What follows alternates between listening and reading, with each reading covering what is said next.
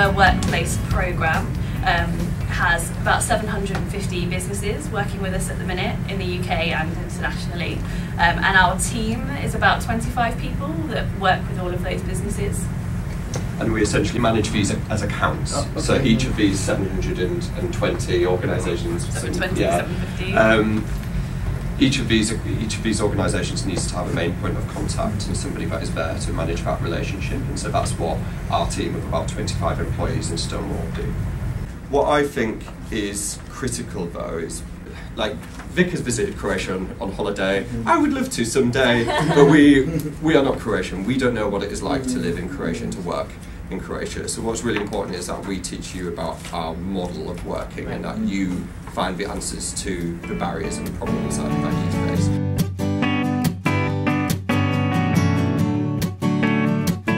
There is a big unemployment rate in Croatia, so it's hard to communicate with 10% of your possible employees.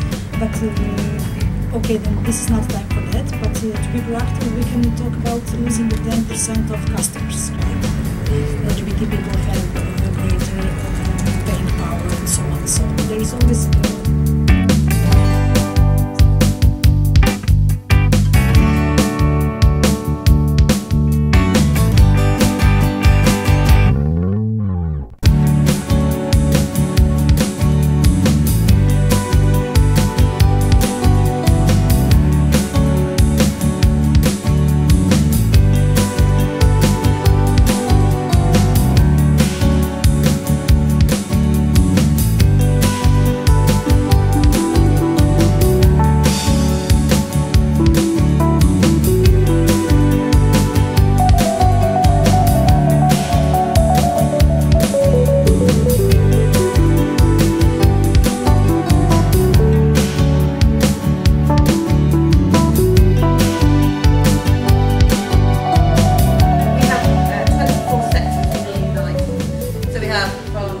Legal sector, energy, aerospace, voluntary and not-for-profit sector, all different industries and industrial sectors within the union. Each regional LGBT committee has a full seat on that regional industrial sector committee.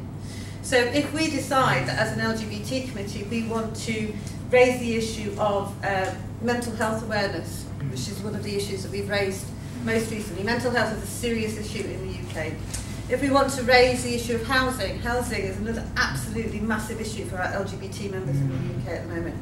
Each region can have an LGBT worker who is empowered to have that discussion with their colleagues who work in housing or their colleagues who work in the health sector about how we can tackle those issues industrially as well as on a community level. We also work really well with our community colleagues in building community-based prides as well, and making sure that we have a presence there so that people know that we are strong. Every year we have a members-based conference, so each of the affiliated unions like us will send a small delegation to that conference, and at that conference we debate motions which we've all submitted to conference, and the conference then votes on those. And that's to give us a work plan as to things that we think are the top on the agenda at the moment that we need to address. So for instance, we've dealt with equal marriage, we've dealt with equal pensions, we've talked about HPV vaccination, so it's not just completely sort of work-based things, it's things that affect us as employees every day and our families. We've talked about dealing with harassment in the workplace and how we might approach that, obviously with legislation that we've got nationally, but then how's that going to be implemented in your workplace? How are we monitoring that? So do we know we've got a continuing issue? Having a tick box on the legislation is one step, making sure that that actually has an effect in the workplace is another. So we have good legislation for equalities in this country, but that doesn't mean to say that we still don't have issues with equality issues and harassment and bullying in the workplace.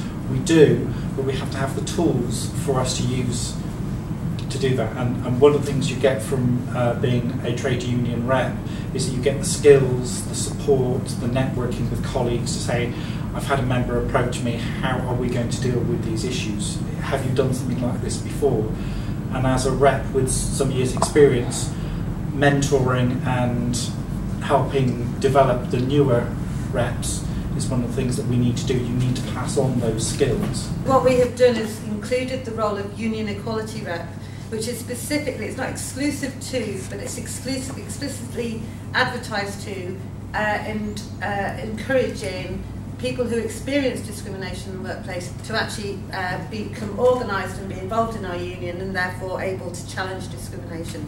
So in some workplaces we will have LGBT reps, in other workplaces we will have disabled reps. We've left it flexible, but they have the rights of the workplace rep.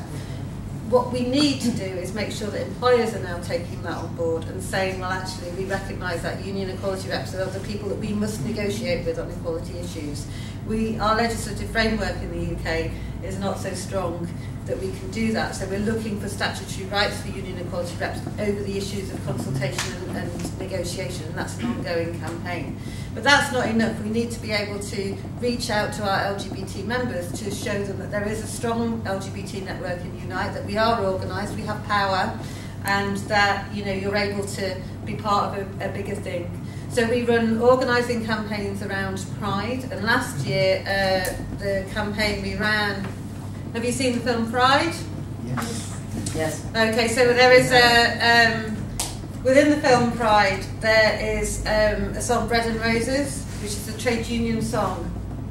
And so we took a line from that song called We Fight for Roses Too, which we used as our theme to show that actually, the LGBT movement within the UK was a trade union-based, movement.